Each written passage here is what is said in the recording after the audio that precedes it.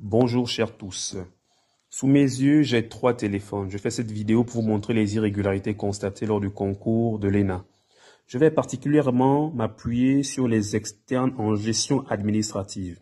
Le premier téléphone nous montre la liste des candidats inscrits à ce concours dont le nombre est de 319.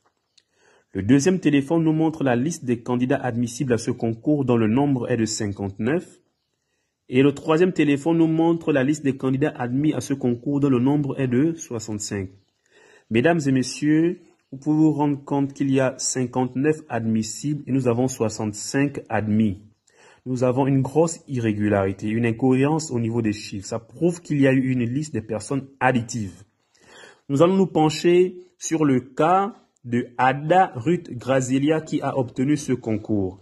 Ada Ruth Graziella, son nom n'apparaît finalement pas dans la liste des candidats inscrits.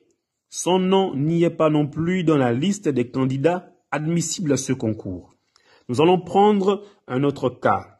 Atom David. Atom David. Son nom ne se retrouve pas dans la liste des personnes inscrites à ce concours. Son nom n'est pas également dans la liste des personnes admissibles à ce concours, mais miraculeusement, Atom David a obtenu son concours. Il en est de même pour Avoré, Ebang et Sono, Ladi, Madingu, Maïla et bien d'autres. Tous les noms qui sont cochés en bleu ici, ce sont des admis fantômes. Il y en a au total 35 admis fantômes à ce concours.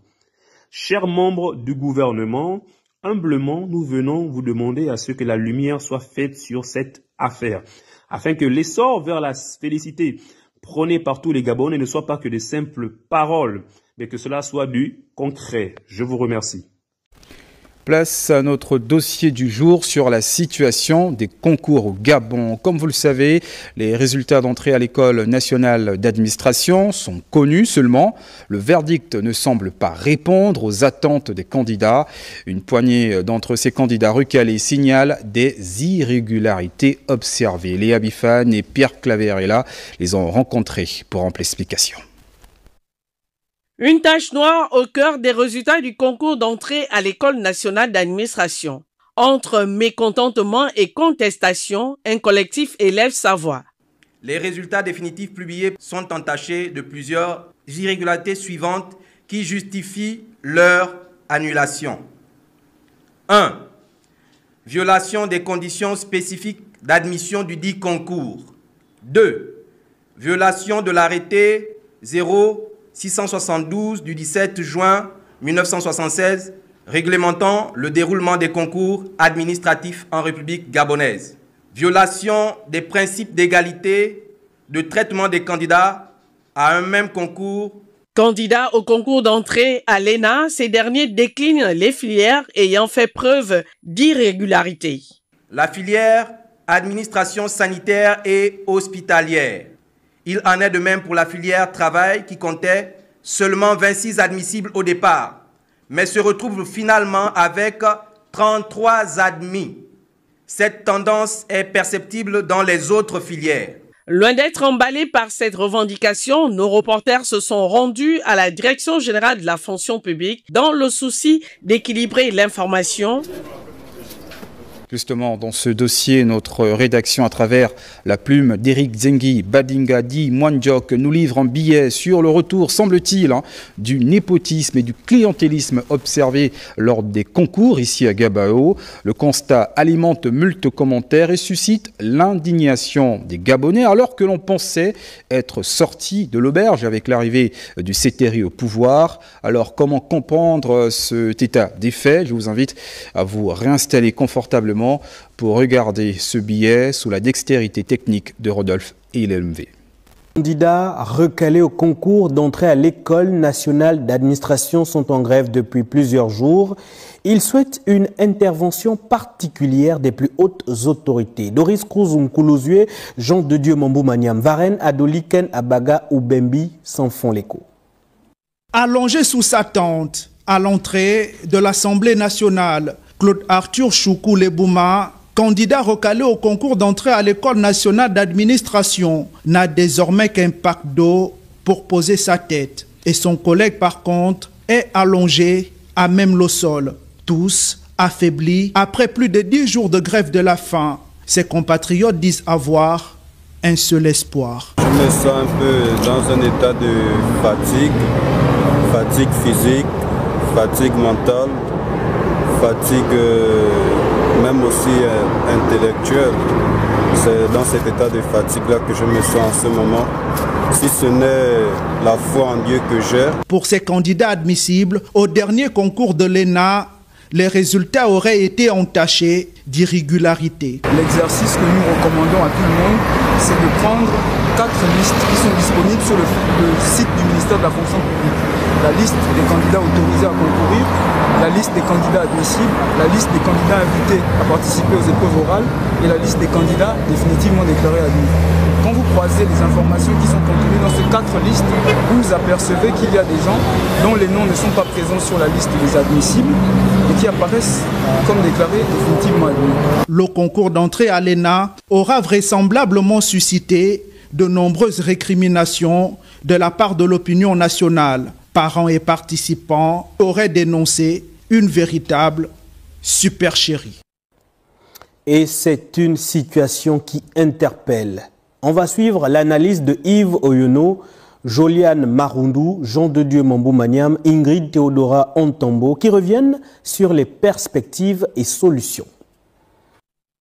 Depuis l'arrivée au pouvoir du CTRI, le chômage des jeunes est l'une des priorités du président de la transition, initiateur et catalyseur d'une série de concours qui ont pour objectif l'employabilité de nombreux compatriotes. Mais on devrait d'abord suspendre la fraude, parce que c'est la fraude qui fait en sorte que les gens qui n'ont pas les parents dans les administrations puissent à chaque fois échouer. Vous pouvez concourir tous ensemble, mais après un ami ou un connaisseur va vous appeler pour vous dire que non, mais moi j'ai mon parent qui est là-bas, j'ai mon oncle, j'ai ma tante, j'ai mon père. Mais les concours qui s'organisent depuis l'ère du CTRI ne manquent pas d'engendrer la polémique dans l'opinion. Il y a des provinces où on fait les concours et il y en a d'autres où il n'y en a pas. Certains demandeurs d'emploi s'insurgent contre ce qu'ils qualifient de pratiques peu favorables à l'expression des intelligences et à l'épanouissement des compétences. On a composé et ceux qui n'ont pas composé, ce sont ceux qui sont dans les écoles. Au bon concours, une meilleure organisation et des pistes de solutions.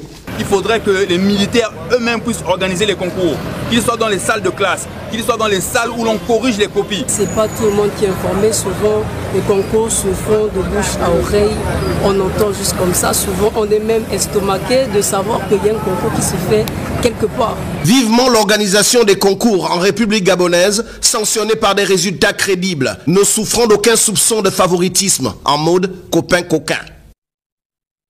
Et en rapport avec cette actualité, 2 experts ont apporté quelques précisions. Ils sont au micro de Blaski Tassiana Okomba. Les étudiants qui sont au niveau de l'Assemblée nationale ne font qu'exprimer leur mécontentement et pensent qu'il y a une espèce d'injustice. Parce que rien ne dit, mais comme il y a eu cette situation, c'est tout à fait normal qu'ils se retrouvent là-bas. À ce moment-là, les autorités doivent prendre leurs responsabilités pour régler les problèmes, être un peu plus transparents sur la question des concours. Tant que les gens ne seront pas honnêtes, tant que les gens, ceux qui organisent des concours, ne vont pas penser à aller chercher, comme on appelait souvent le bac archéologique, c'est-à-dire qu'on va faire admettre à la place de celui qui a la compétence, on va prendre le parent au quartier. Là, c'est un problème de... Il y a eu quelque part du patouillage, il y a eu des dysfonctionnements. Mais est-ce que nous sommes en train de nous rendre compte que nous sommes en train de créer des problèmes pour les élites futures, j'entends les élites intellectuelles, pour la reproduction future de la société? Parce que lorsqu'il y a un concours, il y en a qui sont admis, normalement, parce qu'ils ont bien répondu aux questions, et vous venez interchanger de liste pour prendre ceux qui n'ont pas bien répondu aux questions. C'est-à-dire qu'on est en train de promouvoir la médiocrité par rapport à la méritocratie. Nous sommes en train de verser des valeurs sociales. On est en train de construire une société qui n'est pas basée sur le mérite. Mais la solution, c'est la responsabilité, madame. Lorsque nous étions jeunes, À l'époque où la pédagogie avait pour objectif de former des élites de valeurs, qu'est-ce qui se passait? C'était l'honnêteté, la responsabilité et le sens de la société future. Parce que nous qui parlons aujourd'hui, nous qui sommes devant vos micros aujourd'hui, si nous n'avions pas été formés, est-ce que nous serions là? Si vous venez voir des experts aujourd'hui, mais l'expertise ne se décrète pas. C'est toute une construction. Mais cette construction passe par quoi? Par le travail, par l'honnêteté.